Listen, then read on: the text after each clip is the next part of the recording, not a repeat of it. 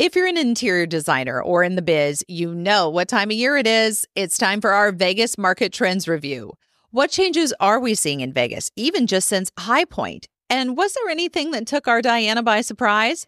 Also, will we even be talking about Vegas summer market in the future, or is everything shifting to High Point? Diana Rushton is in Vegas at Market and joins us for this conversation. She is our project manager and assistant designer specializing in project management. Deanna feels she's found her true calling with 15 years of experience in brick and mortar, e-commerce, residential, and commercial design. She strives to create beautifully inspired work with each project while bringing transparency. Also, stay tuned for our coaching corner and hear how I have found trends valuable and how you might as well as you look to elevate your firm and your designs.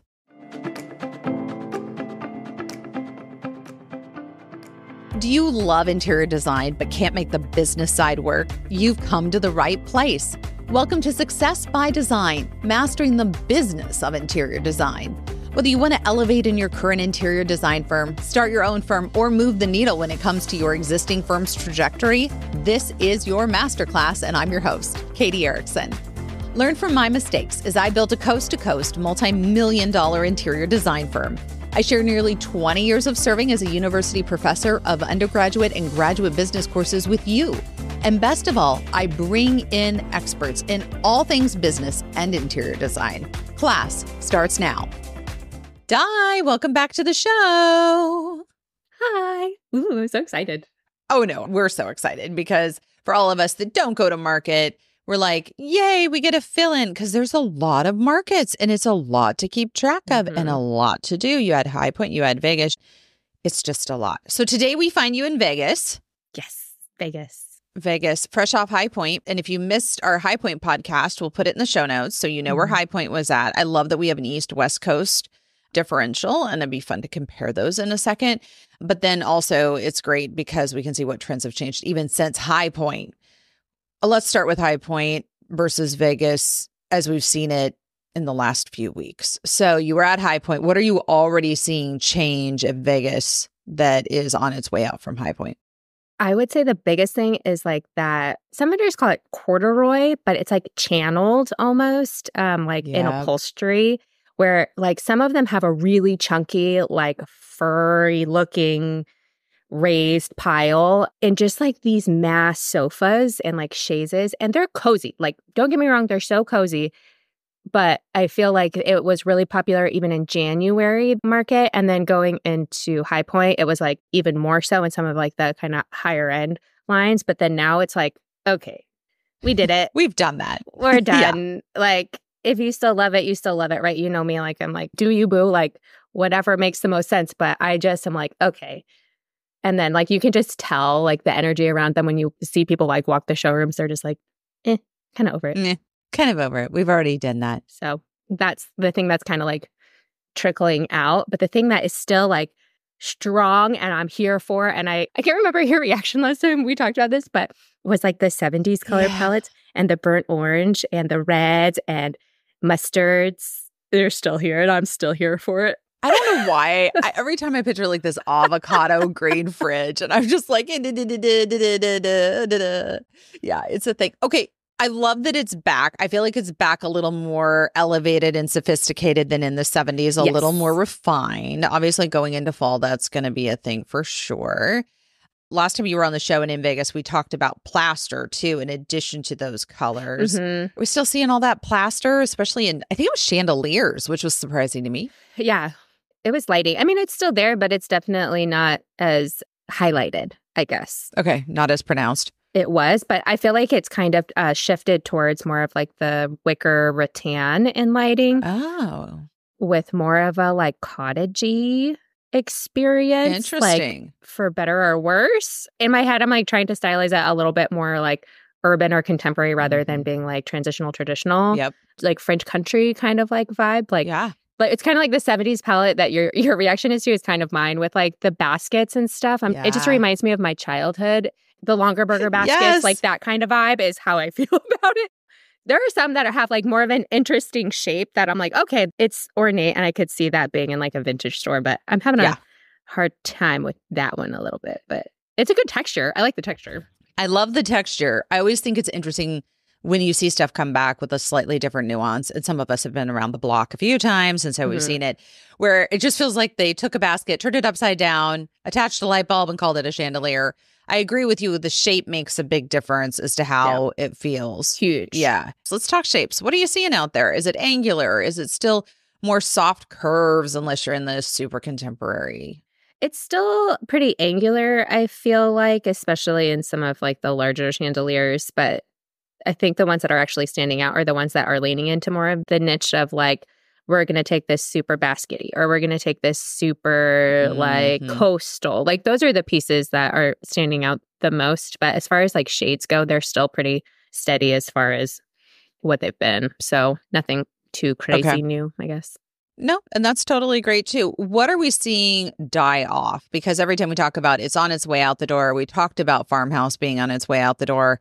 Is Farmhouse officially dead? Are you still seeing Farmhouse? I'm always curious. No, it's gone. I feel like it's like my soul is cleansed. We're over that last hump. Yeah.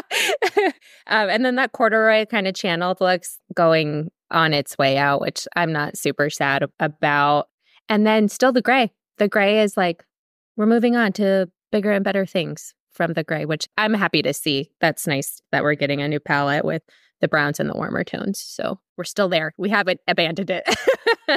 Right. I think we do need to offset it. I mean, because it has been around since the '08 recession. We always know economics plays a role in color, and to see that reflected. And I mean, here we are almost 20 years later. I mean, heaven help us. Like, oh my gosh. What are you seeing as far as the neutrals? We had talked about neutrals being in that gray category, but warming up dramatically into like the grays of the world. Not that we're going back to graham cracker beige like we saw pre '08, but what are we seeing? Are you seeing any shifts this time in Vegas?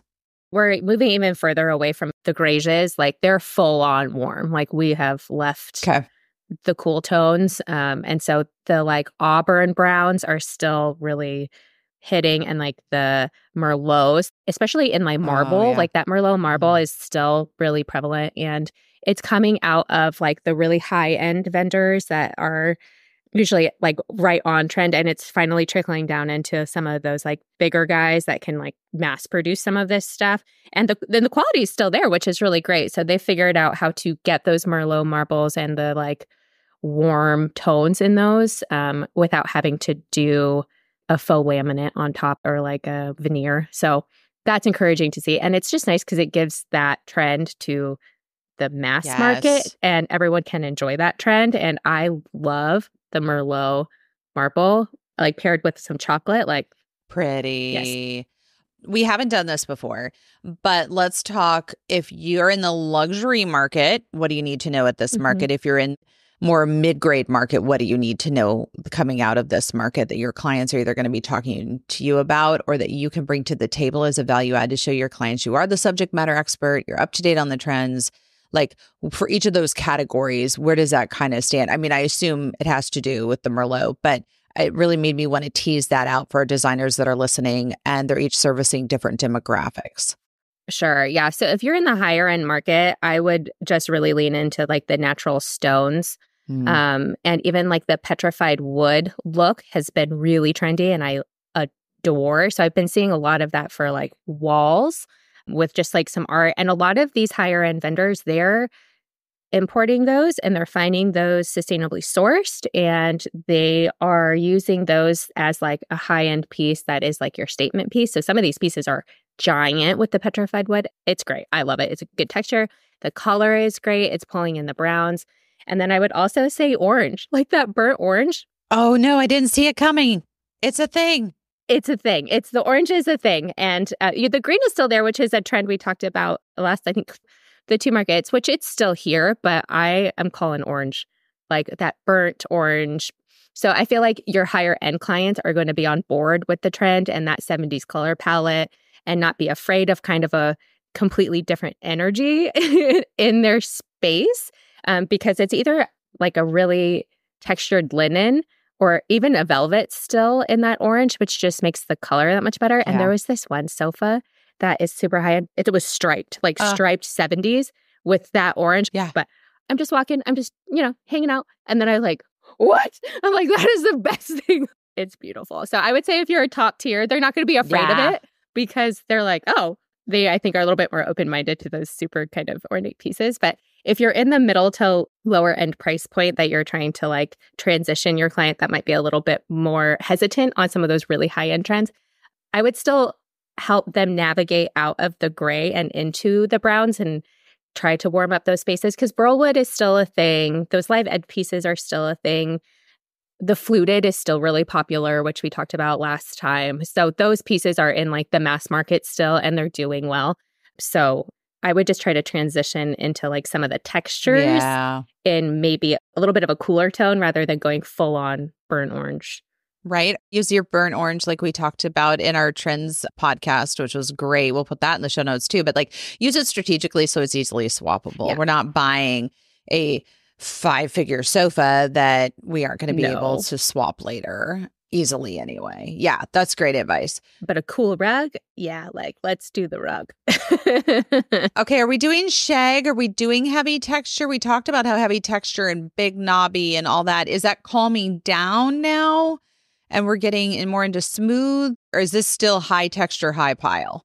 High texture, high pile still in a lot of the accent chairs. Okay. I would say the sofas have calmed down a little bit, but the accent chairs for sure are still like that. And then I saw a ton of like wall tapestries this market with the like shaggy looks with the 70s color palettes.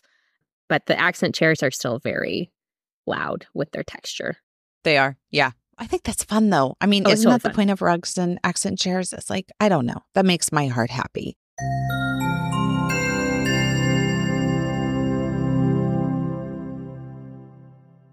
Are you tired of trying to keep up with the latest trends in colors and fabrics and still run your business? I am going to share an industry secret tool that has become a powerhouse for our firm.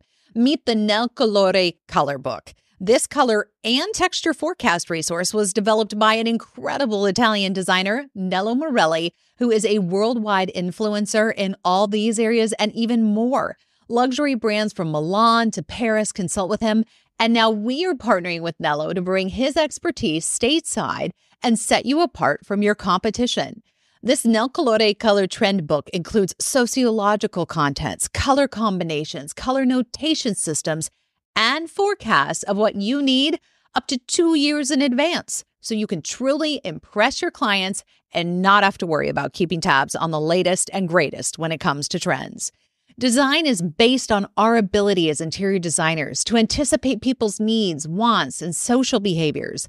This talent of anticipating the best colors, paints, and materials are what sets us apart as an industry and sets your work apart from the competition.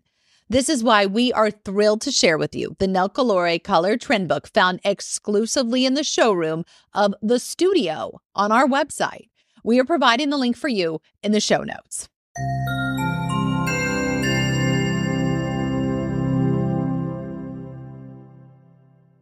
Art. What are you seeing in the world of art this market? Is it all over the map, or are we seeing some really cool things emerge?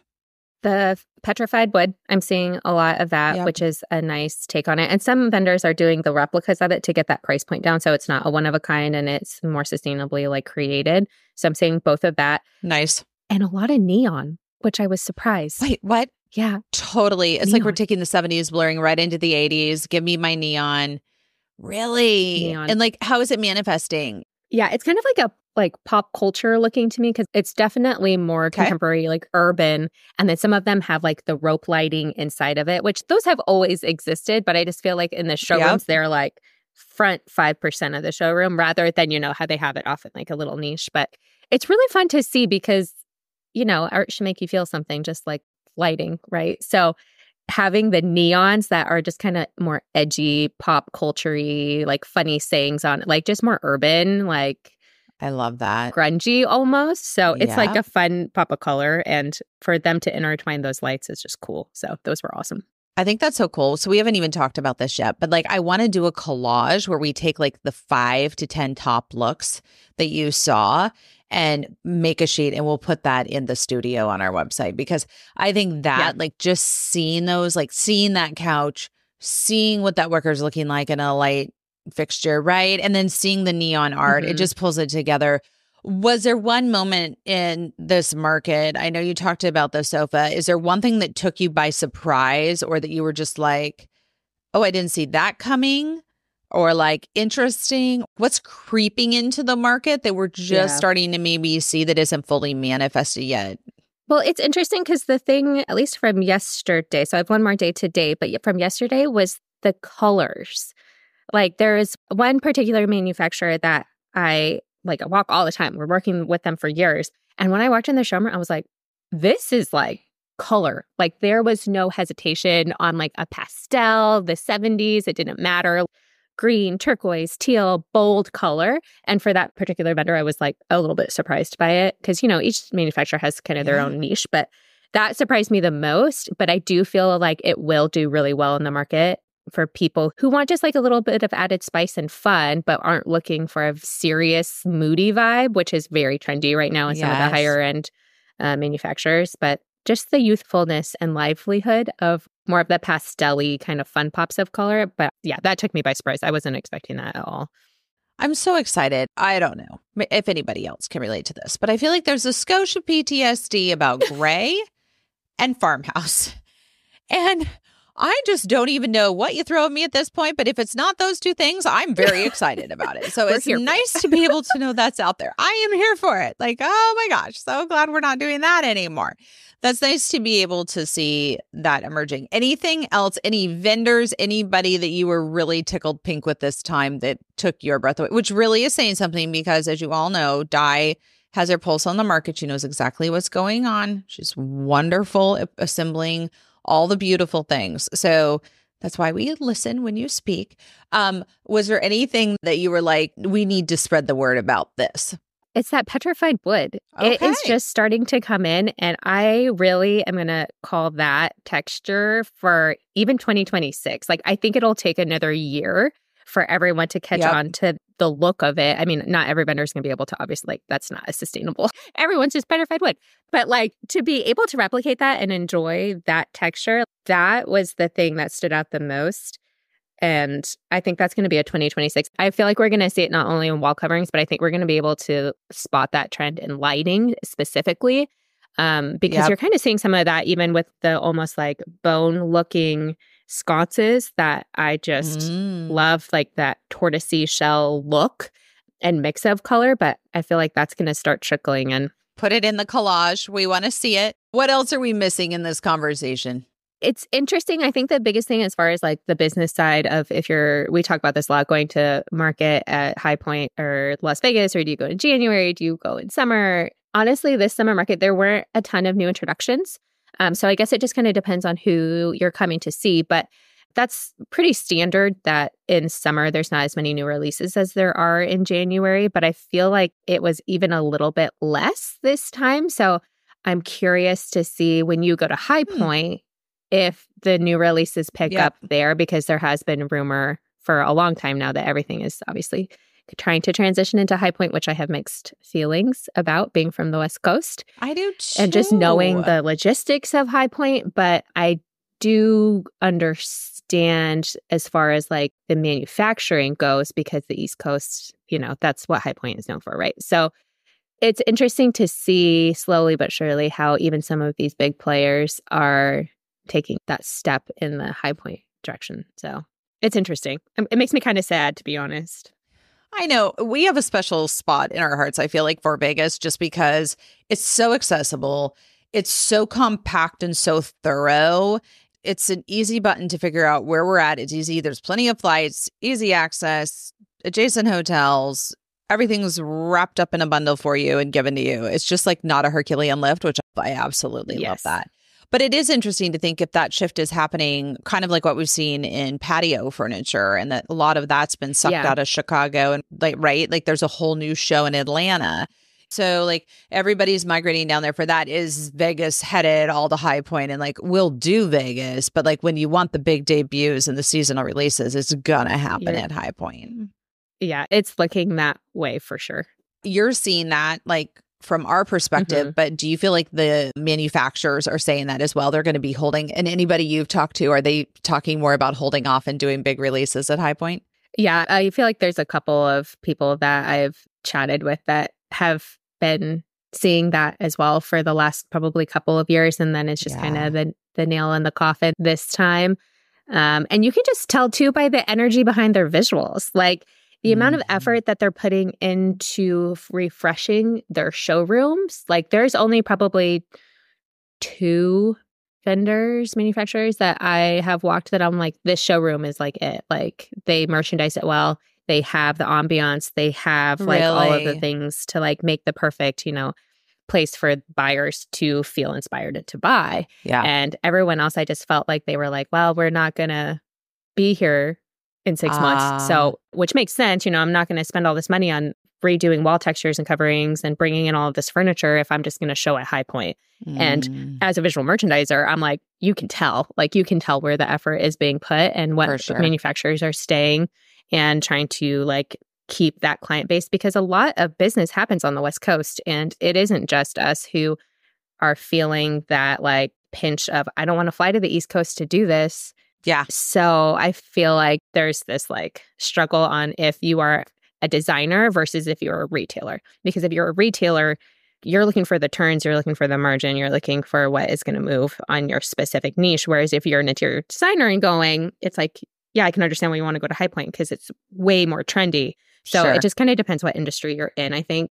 So if you are going to High Point, though, Di alluded to it, I will be out there in October with Luann Nagara, Michelle Lynn, and Rick Campos. We're doing an awesome panel at Universal on processes. So shameless plug, come see us. We would love to see you guys, especially as it sounds like High Point's gonna become the place. Is that an overstatement, do you feel like, Di? You're right. That's where we're headed. Okay. That's a good little tidbit. Di, such a great conversation as always. Thank you for bringing us up to speed. Everybody make sure and check out the studio on our website, colorworks.coach. We will have that collage that Di has curated. That's right. You have your own curator hanging out for you in Vegas, so you can sound fabulous to all your clients and like you know what you're talking about. Thanks, Di. Great conversation. Hey, everybody. Welcome to your Coaching Corner. And if you're listening to this conversation on trends, and as you've listened to it, you may be finding yourself going, how do I use trends? Is this intimidating? Or all my clients want is trends all the time, and I'm trying to talk them out of it to get them a more stable design. Hey, wherever you're at, the important thing is to know what the trends are. And you're probably saying, well, why? Great question. The reason why is because it makes you the subject matter expert to your client. Let's say that they don't want that beautiful, channeled, gorgeous, burnt orange sofa that Di was just talking to us about. Totally fine. But the fact that you know that existed at Vegas and that was a thing allows you to tell your clients, I'm paying attention. I do care. Now, part of being a good designer, as you know, is then working with the client, right? To say, how much of the trends do you want in your home and how much do you want more of a classic design? But just the very fact that you can bring trends and those nuggets to the table sets you apart from your competition and makes your clients not only want to come back to you, but refer others to you. So whether you love trends, you hate trends, so no matter where you're at, there's value in knowing about them so that you can better educate your client and empower them and set yourself apart. And that's the closing bell. I hope you've gathered valuable insight from our conversation today, equipping you to thrive in your interior design business. Don't forget to hit that follow button to never miss an episode. And if you have burning questions or specific topics you're curious about, explore our episode library, or better yet, book a strategy session directly with me at colorworks.coach. Until next time, see you in the studio. It's our virtual community, and the link is below.